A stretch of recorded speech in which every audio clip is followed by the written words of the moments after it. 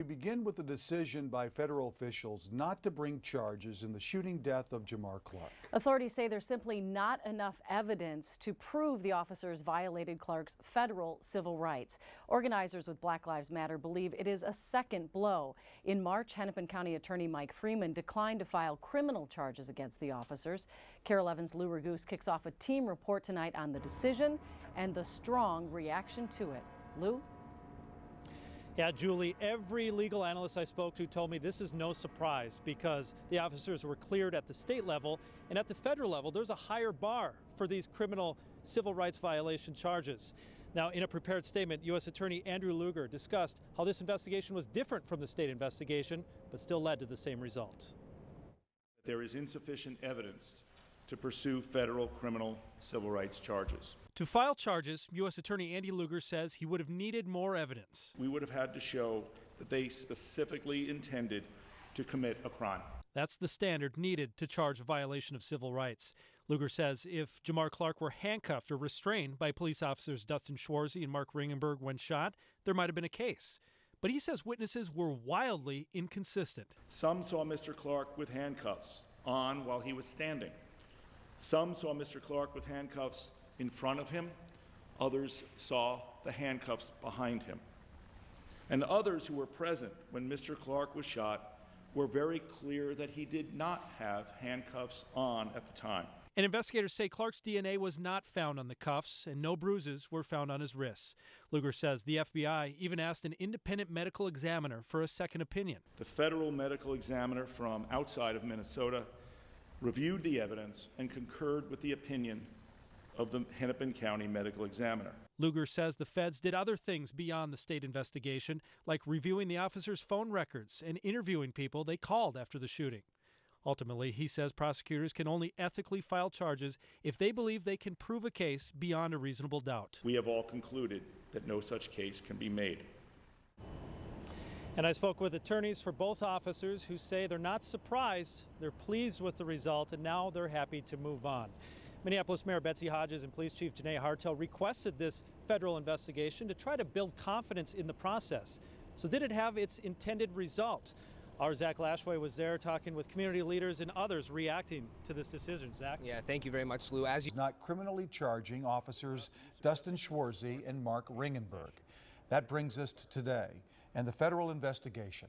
KARE 11's Lou Raguse has been following the case from the very beginning. He kicks off our team report tonight. Lou? Randy, the press conference today by U.S. Attorney Andrew Lugar echoed a lot of what we heard earlier this spring by County Attorney Mike Freeman. But Lugar said this federal case would have been even harder to prove. Lugar said the standard for federal civil rights violations would mean proving the officers willfully broke the law. The FBI focused on whether Jamar Clark was handcuffed or restrained, but just like in the state investigation, Lugar said witnesses were inconsistent and physical evidence showed Clark was not handcuffed. Lugar said they asked an independent medical examiner outside of Minnesota for a second opinion, and it backed up what they thought. Lugar explained why he can't just let a jury sort out the evidence. In a case where the evidence is unclear or highly contradictory or can lead to a number of different conclusions, it would be unethical for a federal prosecutor simply to indict and allow a jury to figure the case out. Attorneys for both officers say that they're not surprised by the decision, they're happy, and now they're happy to move on. Now, Lugar said that he would be meeting with community members this afternoon to explain to them his decision and the investigation that led up to it. They spoke to us immediately following the press conference, and our Zach Lashway was there. Zach? Thank you very much, Lou, although it was a very... Another major story today. Turns out a man from Minnesota is suspected in that murder-suicide that killed a professor at UCLA. And now there is a victim here in Minnesota as well. Authorities say they found a kill list in the suspect's St. Paul home, and they found a woman on that list dead in Brooklyn Park. KARE 11's Lou Raguse is live with more on what we're learning tonight. Lou? Yeah, Randy, I've confirmed through the county that the woman believed to be Minox Sarkar's Brooklyn Park victim was his wife, married in 2011 and apparently living apart. Police say that a note found in this apartment here in St. Paul led them to her body. It was a kill list apparently left behind by the shooter.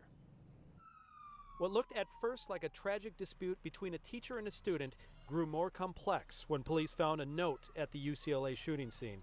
Meinak Sarkar had apparently written, "Check on my cat," at this address in St. Paul. When police went in with a warrant, they say they found a kill list that had Professor Klug's name on it, another UCLA's professor's name on it, and the name of the female victim that was later located. Brooklyn Park police found that victim after midnight, shot dead in her home. Neighbors identified her to KARE 11 as Ashley Hasty, a U of M medical student. Sarkar's Facebook page contains photographs of himself with Hasty from several years ago. Hasty's page does not include Sarkar as a friend. We believe at this point that she was deceased prior to the UCLA shooting. Police say after killing Hasty, Sarkar drove to Los Angeles heavily armed with guns legally purchased in Minnesota. He had 2 semi-automatic pistols, one that he used for the homicide and the other that was in his backpack. He had multiple magazines of ammunition and multiple loose rounds of ammunition. Police say just one professor, the victim, William Klug, was on campus when Sarkar arrived. And I support their belief that he went there to kill 2 faculty from UCLA. He was only able to locate one. The second faculty member was off campus. As for a motive, police believe Sarkar, in his head, thought the professor had stolen his computer code from him. And UCLA says there is no truth to this. This was a making of his own imagination. And Sarkar wasn't even an active UCLA student. He graduated from there in 2013. That surviving professor, he told police that he knew Sarkar had a problem with him and the other professor. He just never thought it would lead to murder. Guys? All right. Thank you, Lou. Another big story we've been following today, we have learned that murder-suicide at UCLA has a Minnesota connection. Another victim, a woman, has been found dead in a Brooklyn Park home, and investigators say the suspect also lived in Minnesota. That suspected gunman is 38-year-old Micah Sarkar. Police say he killed Professor William Klug before turning the gun on himself at UCLA yesterday. KARE 11's Lou Raguse is following the story and is live in St. Paul, where there was a third scene. Lou? Yeah, Julie, I'm outside the apartment here in St. Paul where Meinak Sarkar lived. Police were led here last night after finding a note at the shooting scene asking them to check on his cat at this address. Once they entered the St. Paul apartment, police say they found a kill list with 3 names on it. One was the victim, Professor William Klug. The other was a UCLA professor who was unharmed. And the third was a Brooklyn Park woman. Police found her body in her Brooklyn Park home after midnight. She was shot to death. Neighbors tell me she was Ashley Hasty, a U of M medical student, who I've now confirmed was Sarkar's wife. They were married in 2011, but appear to have been living apart. Police believe Sarkar killed her first, then drove all the way to California to shoot Klug, armed with weapons he legally bought in Minnesota. Sarkar was heavily armed. He had 2 semi-automatic pistols, one that he used for the homicide and the other that was in his backpack. He had multiple magazines of ammunition and multiple loose rounds of ammunition. Now that surviving professor, he just happened to be off campus yesterday at that time. Police believe Sarkar fully intended on killing him as well. Now here in St. Paul last night, police also found a box that matched one of the guns that they found at the shooting scene, as well as more ammunition inside this apartment. Back to you. Wow. Thank you, Lou. Homeland Security recently said Minnesota leads the nation in the number of people seeking to fight alongside ISIS. And today, a reminder of the efforts being made to combat the problem. Just days after 3 Minnesota men were found guilty of conspiring to join ISIS, FBI Director James Comey was in town. KARE 11's Lou Raguse spoke with him about terror recruitment and a number of other problems facing Minnesota. And Lou is live tonight with our top story. Guys, James Comey calls the recruitment of ISIL terrorists a nationwide problem, and despite some progress in fighting it, says that it's still very concerning. Less than a week after federal prosecutors convicted 3 Minneapolis men of trying to join the terror group ISIL, the director of the FBI toured the Twin Cities headquarters and talked about what he calls the FBI's top priority. The main threat we face here in the United States is from ISIL. James Comey won't say if we should expect more arrests in Minneapolis. He says the number of people trying to travel overseas to join ISIL has dropped from about 6 to 10 per month down to about 1 or 2. But he says it's not all good news. The number of cases that we're opening around the country has not dropped off. Nearly 1,000 cases in all 50 states. He says social media makes recruitment easier for terrorists and harder for investigators. And you're able to talk directly to a terrorist which to a troubled soul feels amazing. Comey talked about other problems in Minnesota, including fighting the heroin epidemic. He hopes the FBI cracking down on dealers will help drive up the price of the drug and make it less accessible. One of the problems is they're so cheap. Mexican traffickers are refining this heroin, and they have very short transportation, pushing it across the border where it's very low price, and so especially young people are tempted to move off of pills to that, and it kills them. And on the attention given to high-profile officer-involved shootings like the Jamar Clark case. One of the things it has produced is a focus on things like de-escalation. Comey says the scrutiny has made law enforcement better in the United States. And Comey, concerning ISIL, brought up an interesting point. He says he expects ISIL to be defeated in the Middle East, but then at that point he said it's important to track the movement of its members, as many of them will likely move into Western Europe, where they then would potentially be an even bigger threat to the United States. Guys? Lots of important topics. Thank you, Lou. Well, pole safety is top of mind for a special visitor to Minnesota. He's here on the heels of a school shooting in Pakistan that stunned the world 2 years ago. And now he's hoping to learn from us what can prevent such horrible acts, as much as we can learn from him. Here's KARE 11's Lou Ragoose. That was just indescribable. Fida Shah is a high-ranking police officer in Pakistan. In December 2014, he was called to the worst crime scene of his life. When that attack happened, I was very much there in Peshawar, and I was one of the first responders. It was a terrorist attack on a school shooting that left nearly 150 people dead, nearly all of them children. They were just lying in a pool of blood. For the past year, Shaw has been in Minnesota for a fellowship. He spent weeks with the St. Paul Police Department and visited a local charter school. I learned so many things. Trying to learn how American police, these teenagers coming out of Columbine High School, and schools prepare for the possibility of a school shooting and hopefully prevent them. It was an awakening for all of us. Shaw says he's been enlightened by lockdown drills and the advantage American police have by knowing their schools through resource officers. In turn, Randy Johnson with the Department of Public Safety says local authorities have learned from Shaw. It's something that we think is just the unimaginable here in the United States, but we have to be prepared for such things and at least have some processes in place and conversations of how would we respond and how would we adapt. Shaw hopes to never see another school shooting, but believes his visit to Minnesota will help Pakistani police be better prepared. Lou Ragoose, KARE 11 News.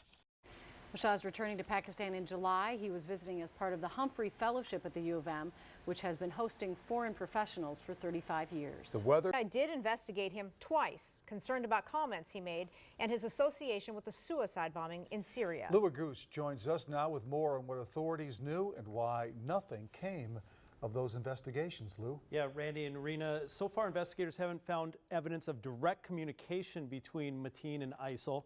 Despite being known to the FBI, Mateen was not under surveillance, and with no felony convictions, he was legally able to buy the guns last week without raising any red flags.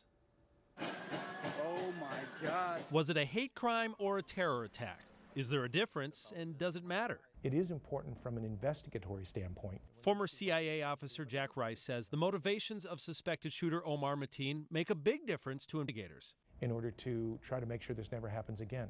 NBC News reports Mateen called 911 moments before the attack to pledge his allegiance to the terror group ISIL. Visiting the Twin Cities last week, FBI Director James Comey gave one possible reason why fewer Americans are traveling overseas to join ISIL. A more disturbing possibility is that people are staying home because they know we might catch them if they travel and looking to do things on behalf of the Islamic State at home. The FBI special agent in charge in Orlando confirms Mateen was once on their radar. Agents interviewed him twice in 2013 after Mateen made offensive comments to coworkers, and again in 2014 after agents learned he may have a connection to a U.S. suicide bomber. But the FBI wasn't able to confirm he had ties to radical Islam, even if Mateen acted alone. Rice says investigators will be questioning others. Those that motivate him, those that influence him, and whether or not those people can be contacted and whether those may lead to other people. If Mateen was indeed radicalized and influenced by ISIL, Rice says learning exactly how that happened gives investigators the best hope of preventing terror attacks. Mateen's own father claims the shooting had nothing to do with religion, claiming his motivation was most likely homophobia. He told NBC News today that Mateen recently witnessed two men kissing and was very angered by it. Mateen's father, though, can be found on YouTube videos praising the Taliban. Guys? Unbelievable. All right, thank you, Thank Lou. you, Lou. Well, today, the president of St. Cloud State has been killed in a car crash. Earl Potter died in the crash last night on his way to the Twin Cities for a foundation board meeting. It happened in Brooklyn Center on Interstate 694 when authorities say his vehicle hit a guardrail. They still don't know exactly what happened, but the news is hitting hard at the university. And that's where Lou Raguse is tonight. Lou? Yeah, Randy, a lot of heartache here today at St. Cloud State. People who worked with him say Earl Potter did more to better the relationship between the university and the community than any president before him. He arrived in 2007, and he was just about to start another 3-year term as president. His colleagues say Potter worked to keep St. Cloud State an affordable, high-quality school. He had a military background, serving in the Coast Guard, and he made sure veterans groups had a big presence on the university. Students say he was very hands-on and always willing to meet. Today, a former student stood up and gave an impassioned speech about how Potter made St. Cloud State a welcome and safe place for students of all races. And I told him, like, you know, President Potter, I always look up to you. And he looks at me, he's like, no, Haji, I look up to you. So a lot of people in this community say that. Everyone I've spoken to say that. As for the crash that killed Potter, again, it happened on 694 yesterday late afternoon. State Patrol says that his vehicle rolled several times after he hit that guardrail. He was the only one in his vehicle, and they're still working to find out what may have happened inside his vehicle leading up to that crash. Randy? All right, sad story. Thank you, Lou. Thank you, Jeff.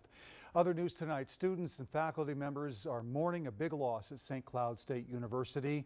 The school's president, Earl Potter, died in a car crash. It happened last night when he was driving to the Twin Cities for a foundation meeting. KARE 11's Lou Raguse is live in St. Cloud with more on that crash and how Potter made a difference in that community. Lou?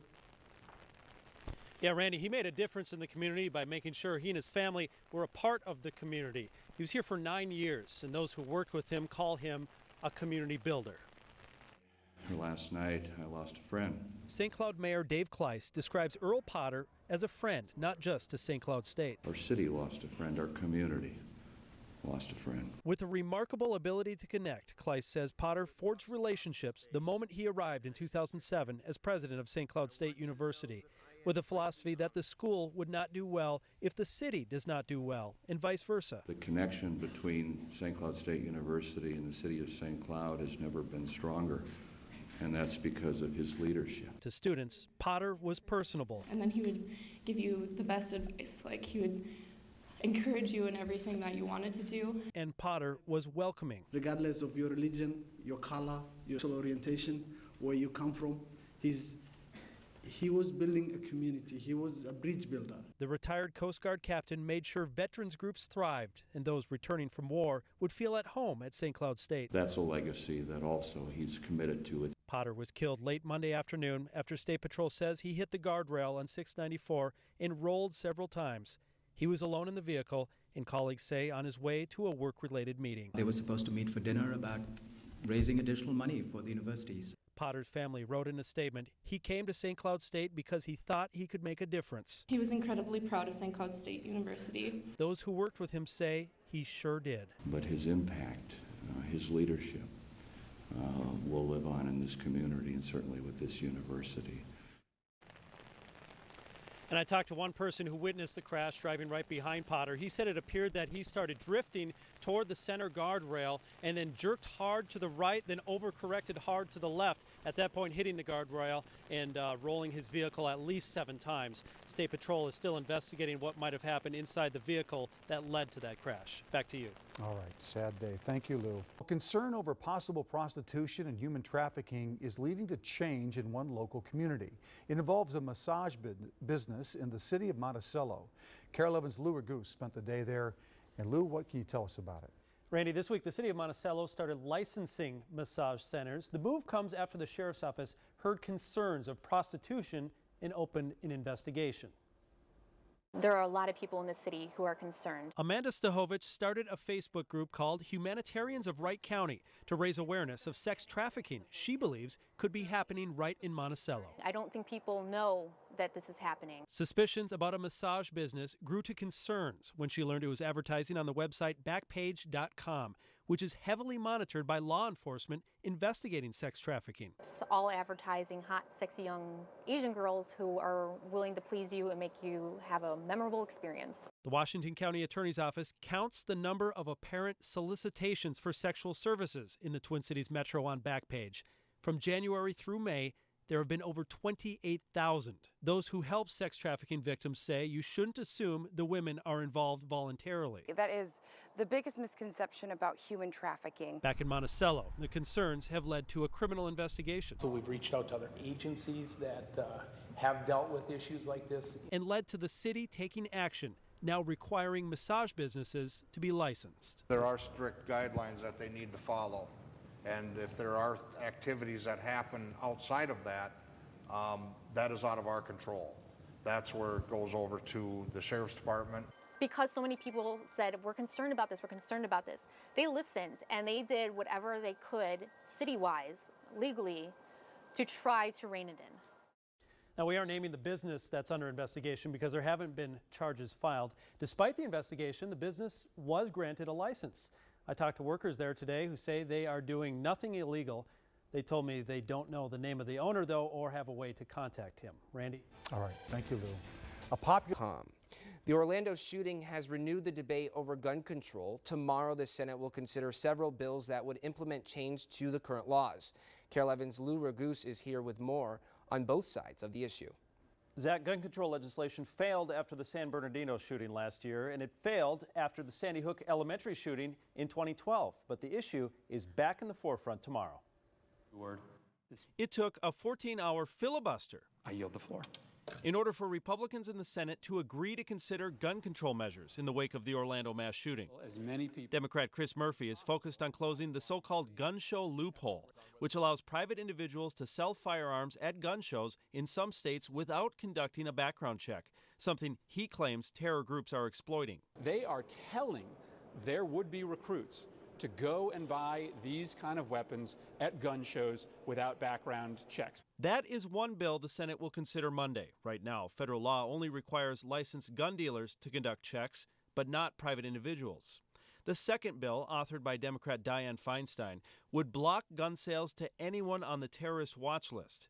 Then there are two Republican-authored bills that wouldn't block sales, but would either delay or notify the FBI if anyone on a terror watch list tries to buy a gun. We also want to make sure that we're not infringing upon people's legitimate constitutional rights. In a statement, Minnesota Senator Amy Klobuchar wrote, "We would like to see a bipartisan vote. Negotiations are continuing." And Senator Al Franken wrote, "We need to come together in the Senate to prevent known or suspected terrorists from getting guns and expand background checks."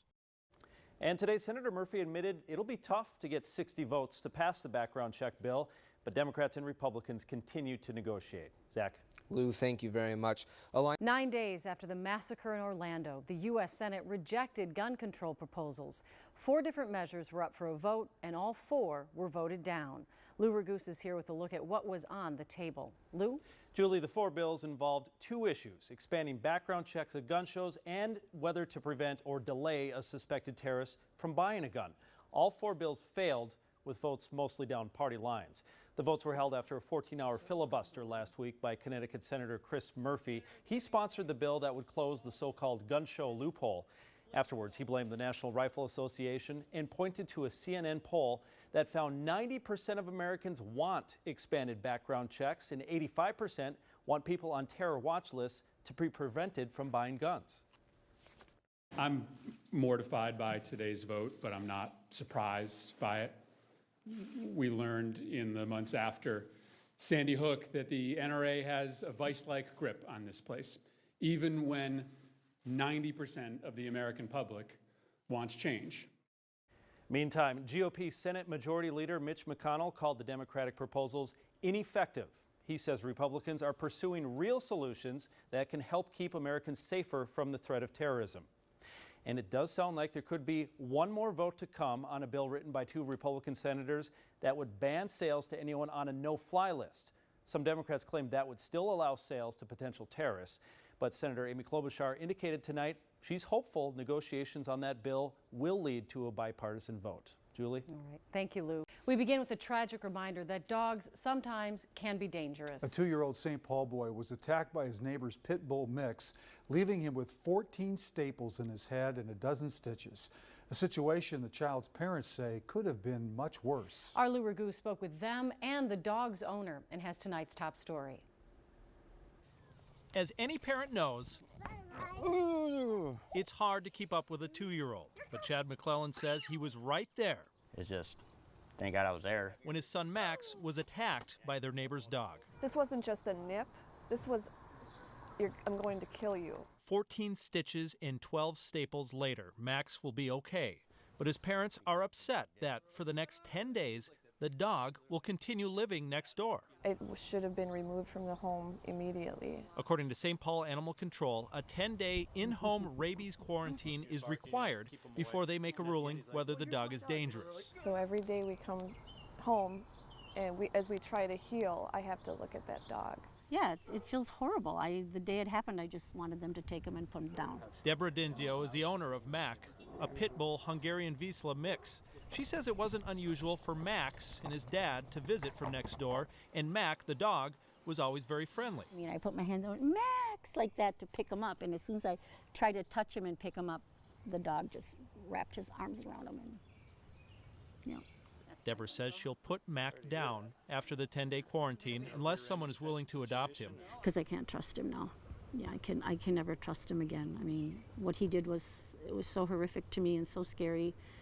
I still see it in my head, and I'll never be able to trust him again. Until then, these 10 days are tormenting both families. It feels horrible. I just want these, 10 days to go by really fast, because like I say, I look at my dog and say, oh yeah, 9 more days, I gotta put you to sleep. Now 8 more days. Especially when people live close next to each other.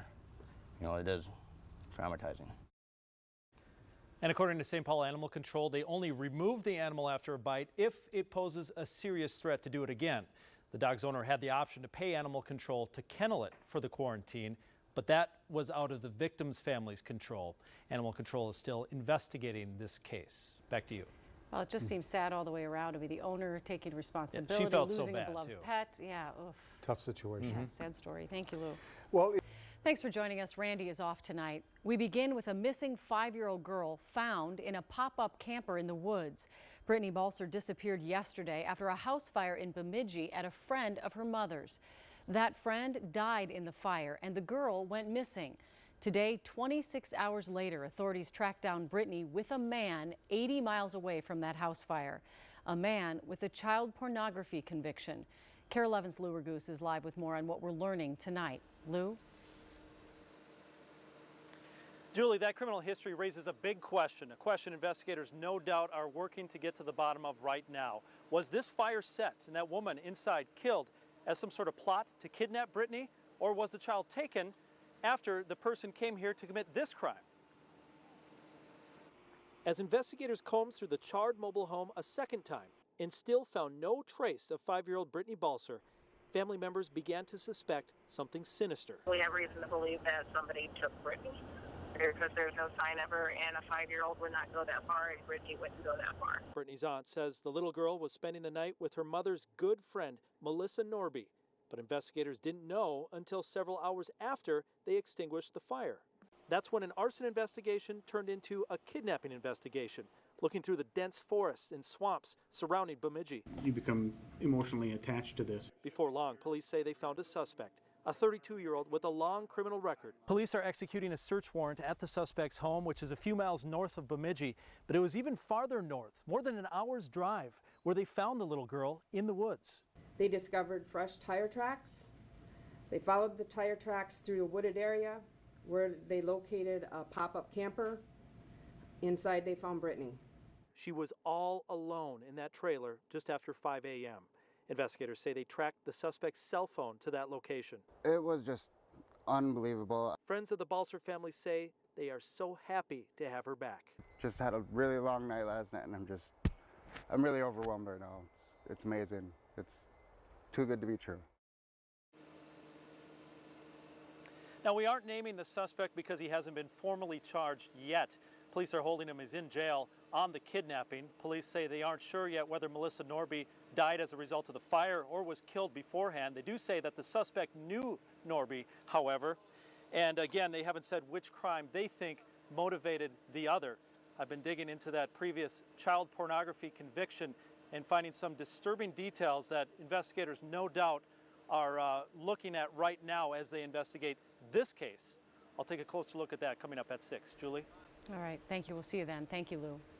Good evening. Thank you for joining us. We have new details in a developing story out of Bemidji tonight. We first told you about a missing 5-year-old girl last night. Well, tonight she is back home with her family, and a man suspected of kidnapping her is in police custody. 5-year-old Brittany Balser was reported missing after a house fire. She was found in a pop-up camper more than an hour away near Big Fork. KARE 11's Lou Ragoose has been following the story and joins us live from Bemidji. Julie, investigators say Brittany Balser is alive and safe, but beyond that, they aren't saying much about her condition, as they now must investigate the disturbing possibility that the kidnapping was sexually motivated. The suspect is a sex offender after a 2013 conviction for child pornography. He was busted in that case after posting a disturbing ad on Craigslist, writing, quote, "I'm looking for a young girl, 2 to 9 years old, to model for my private collection. Nothing illegal, just skimpy outfits and whatnot." Police say in this case involving Brittany Balser, he took her to a camper in the woods near Big Fork, Minnesota on land owned by his family. BCA agents found her there alone this morning after tracing the suspect's cell phone activity to that location. Friends of the family say Brittany's mother is relieved. They discovered fresh tire tracks. They followed the tire tracks through a wooded area where they located a pop-up camper. Inside they found Brittany. I know that Amanda is very grateful that her daughter is alive, and I know that she is very highly emotional right now. Police say the suspect knew the woman who died in the fire, Melissa Norby, but they say it's not clear yet whether he knew Brittany. Now, you might be wondering, after that 2013 child pornography conviction, why isn't he locked up? Well, he actually only spent 4 months in the county jail, which was actually more than the Minnesota sentencing guidelines recommended.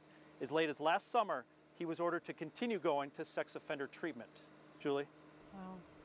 So sad and scary, but we're so happy she's home. Thank you, Lou.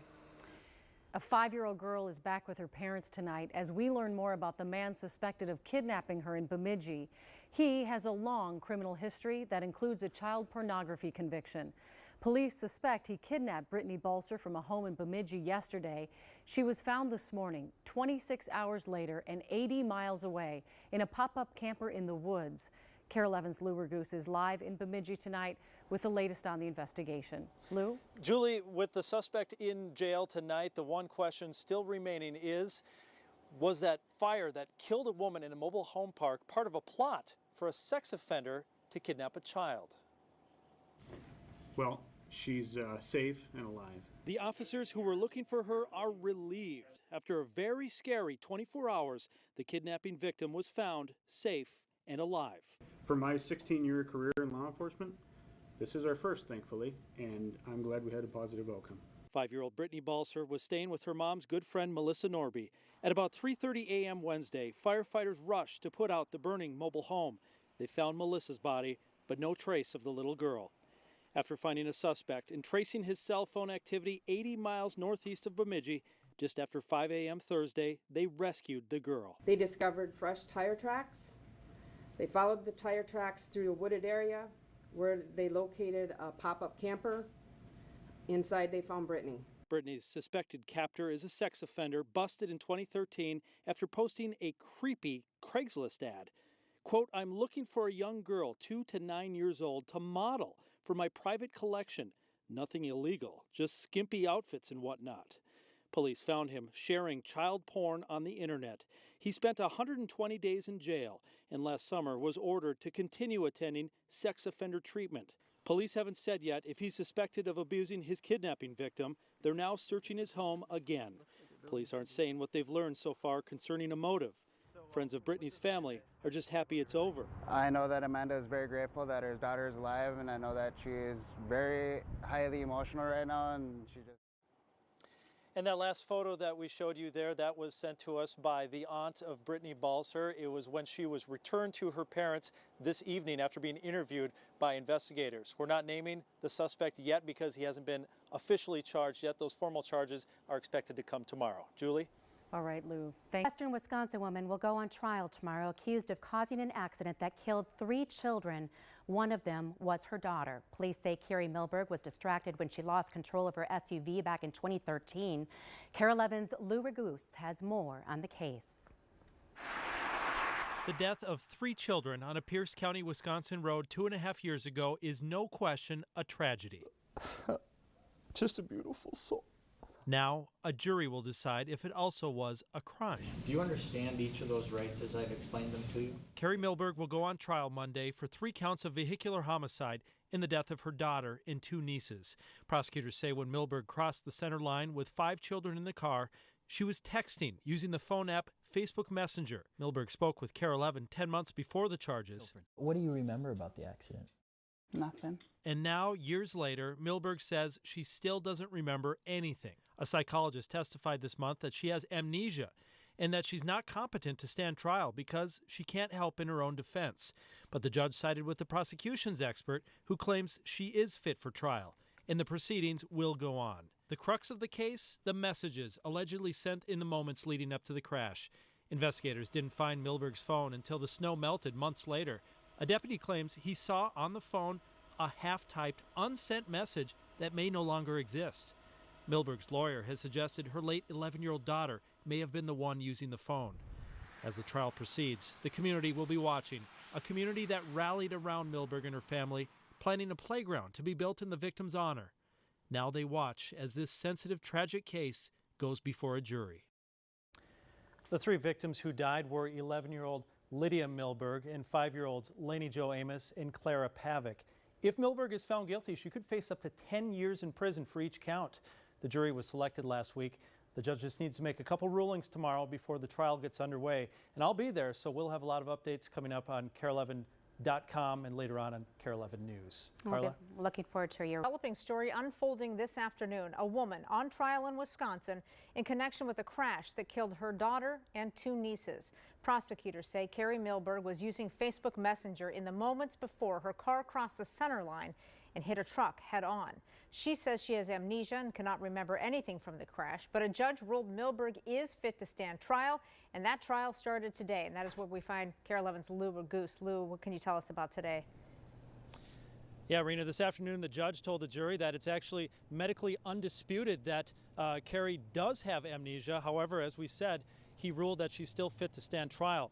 The question the jury will have to answer here is whether this is all just a tragic accident or whether KARE Milberg was criminally negligent by texting while driving. And that was the major theme that the defense had on during opening statements this morning, that this was an accident, not a crime. The defense says Milberg's tires on her SUV were worn and road conditions were icy. However, the district attorney put officers on the stand who testified that the roads were not slippery that day. Witnesses who were driving behind Milberg also said it was a nice day and they don't remember it being slippery. Woof! The car swings around, rotates 180 degrees, and bam! Gets hit by a truck. At the end of this trial, I'll ask you to consider all the evidence, and when you do, I'll ask you to return a verdict. And late this afternoon, the subject of the Facebook Messenger text came up as the defense was cross-examining KARE Milberg's sister, who also lost a child in the crash. The defense argues that Milberg's 11-year-old daughter who died in the crash may have been the one using the phone at the time. He said that he wanted to show the jury that police failed to investigate that possibility. I'll have much more on that coming up at 6 o'clock. Rena? All right, a very sad story. Lou Raguse live for us tonight in Wisconsin. Thank you. Well, emotional start today to the trial of a woman accused of texting before a crash that killed her daughter and 2 nieces. KARE 11's Lou Raguse has been inside the courtroom all day, joins us now live with the latest. Hi, Lou. Hi, Rena. It's no question this was a tragedy. The question today, was this a crime? The prosecution argues that KARE Milberg was distracted by texting using the app Facebook Messenger in the moments leading up to the crash that killed the 3 children. Her defense argues that she simply spun out as an accident because of worn-out tires in an icy road. Now, the testimony got emotional today when KARE Milberg's sister took the stand. Katie Milberg also lost a daughter in the crash. That's when the defense brought up the issue of those Facebook messages and the possibility that KARE's 11-year-old daughter sitting in the car was the one using the phone. He said that he wanted to point out to the jury that police failed to investigate that possibility. Pierce County District Attorney Sean Freilich says that the crash again was caused by Milberg texting while driving. He told the jury to pay attention to the content of those messages. What he's told us so far is that one of them said, "I will meet you for lunch." In the coming days, we expect to find out more about the content of those messages and what investigators were able to find as they found the iPhone several months later after the crash. Also today, the eyewitnesses who were behind the SUV testified. They said to them it looked like Milberg's vehicle tried to make a U-turn in the middle of the road, and they said it just sounded like a large explosion when the crash happened. Also taking the stand today was the man driving the truck that Milberg ran into. He says that the whole crash just happened so fast that he couldn't really say too much more about it. Today the judge instructed the jury that KARE Milberg has amnesia, that it's medically undisputable. However, he says that she's fit to stand trial, and right now there is no indication based on the opening statements whether she plans to take the stand in her defense. This trial is expected to last 5 days and begins tomorrow again at 9 o'clock. Rena? Well, it'll be really hard, like you said. You know, it's definitely a tragedy, but is it a crime? That's what they need to find out. All right, thank you, Lou. This afternoon, Facebook messages take center stage in the trial of a Wisconsin woman accused of distracted driving in a crash that killed her daughter and 2 nieces. Prosecutors say KARE Milberg was using Facebook Messenger in the moments before her car crossed the center line and hit a truck head-on. She says she has amnesia and can't remember anything from the crash. But today, prosecutors hope they could learn something from the man she was texting. KARE 11's Lou Ragoose is covering the trial and joins us live from Ellsworth, Wisconsin. Lou? Julie, it was a cringeworthy 10 minutes in the courtroom today when the man allegedly on the other end of those Facebook messages took the stand for the prosecution and didn't cooperate. Perhaps the most anticipated witness for the prosecution, Jason McKenzie, the man allegedly on the other side of KARE Milberg's Facebook messages, did not help the prosecution. I don't remember. While McKenzie admitted to having a Facebook account, he said he didn't remember sending messages to KARE Milberg the afternoon of the crash. Do you think that it would refresh your memory or your recollection if you saw Facebook messages that purportedly went between you and Ms. Milberg? No. After the brief testimony, defense attorney Aaron Nelson didn't bother to cross-examine McKenzie. But earlier, Pierce County District Attorney Sean Freilich showed the jury a transcript of that alleged conversation between Milberg and McKenzie. The first message at 3:05 p.m. from Milberg's account said, "I will meet you for lunch." The 2 accounts went back and forth with messages about being nervous about a potential meeting. The final message, sent from McKenzie's account at 3:39 p.m. said, "I'm not nervous." But one investigator testified that there was an unsent message remaining on Milberg's phone. It appeared something was written in the composition line, but I couldn't make out what it was, and in a split second it was gone. And earlier in the day, the defense attorney went back to that theory that it may have been Milberg's 11-year-old daughter who was using the phone to text. I'm going to go deeper into what happened in court on that topic coming up at 6. Julie? All right, we'll see you then. Thank you. Well, happening right now, a case in Wisconsin of a woman accused of distracted driving in a crash that killed her daughter and 2 nieces is now in the hands of the jury. KARE 11's Lou Ragoose is live with the late afternoon developments. Lou?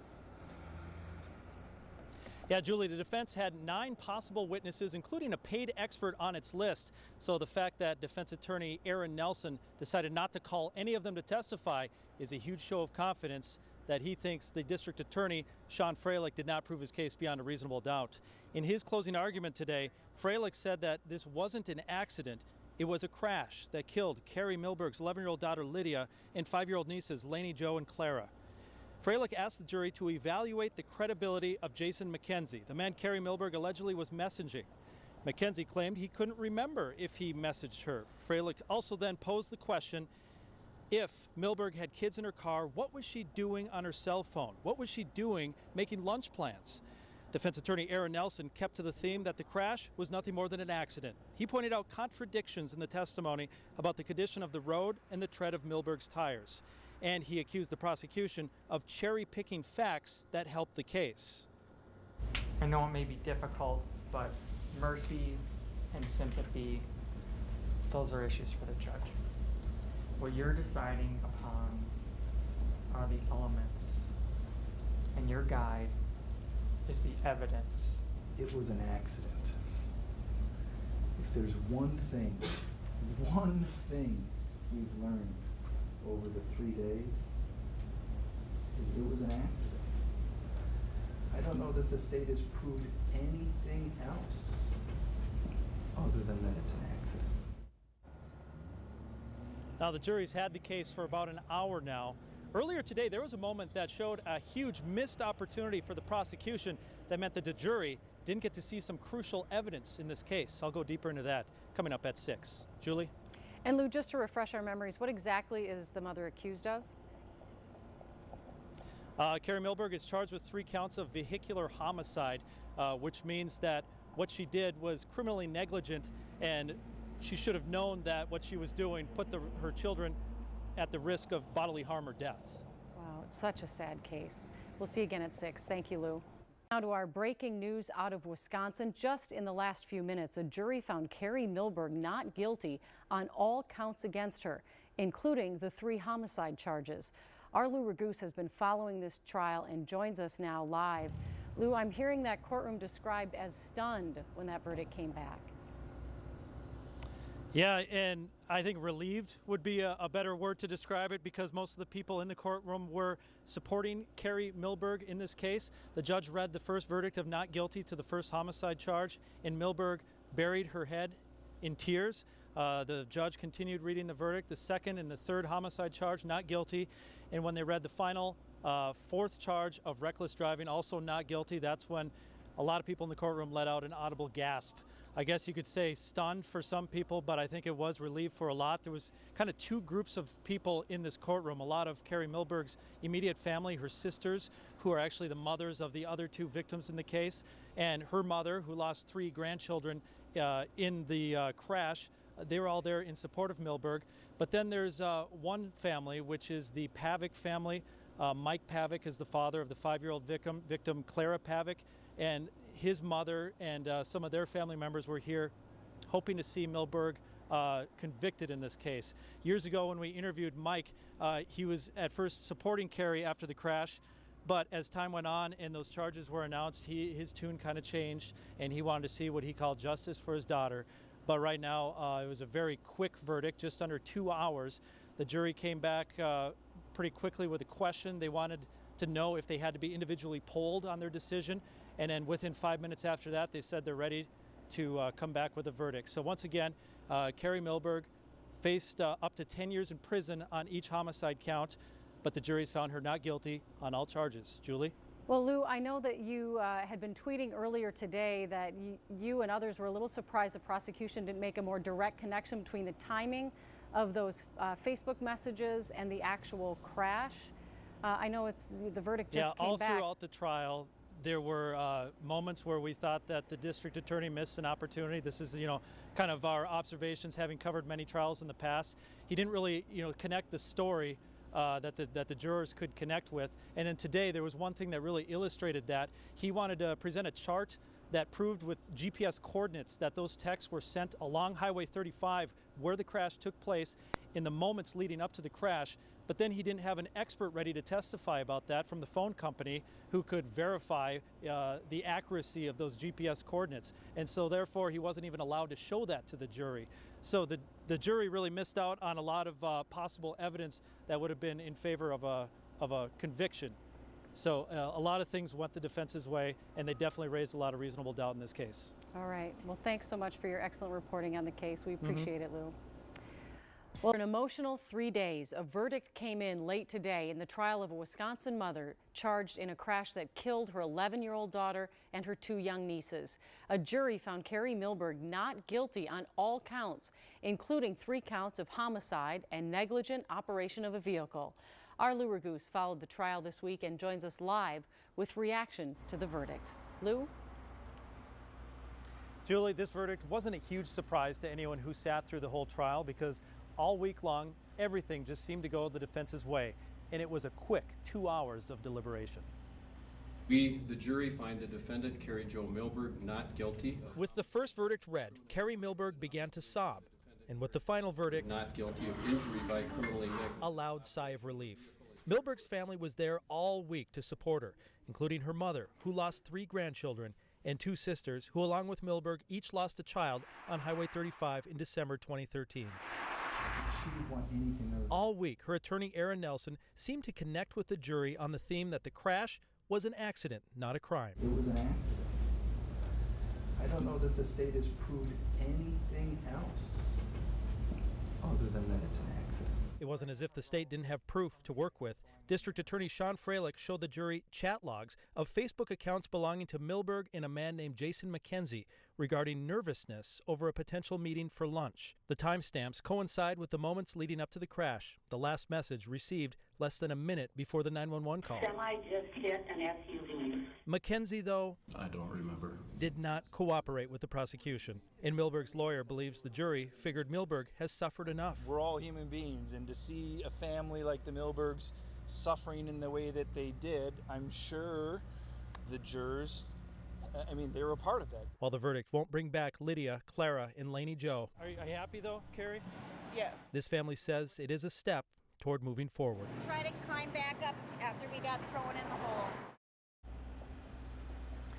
Now, not everyone was happy with the verdict. The father of one of the 5-year-old victims, Clara Pavic, he wanted KARE held responsible for this. His family attended the trial all week long here. They didn't want to talk on camera, though, after the verdict. Julie? Yeah, she may not have been convicted, but she sure has to be suffering. That was just such a hard story. Thanks so much for great reporting this week. Worst punishment she could have. Yes, absolutely. Thank you. Well, good evening. Thanks for joining us tonight. Anger and grief for a father who lost his little girl in a crash. Tonight, he is speaking out. Mike Pavic's daughter died when the SUV she was riding in hit a semi head-on 3 years ago. A jury found KARE Milberg not guilty of texting while driving and causing the death of 3 young girls. With Milberg cleared, a father is frustrated. KARE 11's Lou Ragoose is here with the story, all new at 6. Lou? Julie, Mike Pavic is the ex-husband of KARE Milberg's sister. He says he reacted to the verdict with awe. He couldn't believe it because he was hoping for what he calls justice for Clara. I remember what I was doing, and I remember how I was feeling. When we first met Mike Pavic in December 2013, the pain of losing his daughter Clara was very fresh. Just a beautiful soul. And his support for KARE Milberg very strong. She is absolutely a beautiful, beautiful person, and she would do anything for those kids. That support ended when his former sister-in-law was accused of texting while driving and causing the death of his 5-year-old girl. I don't have that viewpoint in me anymore. That pain remains. Not guilty. After seeing Milberg acquitted of all charges. Several parts of the trial bothered Mike, like the defense's suggestion that Milberg's daughter could have been the one texting from her mom's phone. What I saw this week with Lydia being offered up as a defense mechanism, that's disgusting and appalling to me. And watching the man who allegedly messaged with Milberg testify that he couldn't remember. I don't remember. They all have to live with that. To Mike, justice for Clara takes on a new meaning now. Nothing to do with a verdict, just removing her memory and legacy from that courtroom, from that crash. But moving on feels conflicting. And that's the scary thing. It just becomes normal. And that's what I think I'm afraid of. It's just normal for her not to be here. That's a normal he's fighting and is afraid to realize. With this behind, hopefully it'll get a little easier. But she's always with me. She's always with me. It's just creating my new normal. And Mike was hoping the trial would answer several questions he has about the case. We also talked to Mike's mother today, Clara's grandmother, who says she's happy that this trial is behind them so that she can see Mike speak out like this and begin to move forward. Julie? One of the saddest trials and cases we've covered in a long time. Absolutely. Thank you, Lou.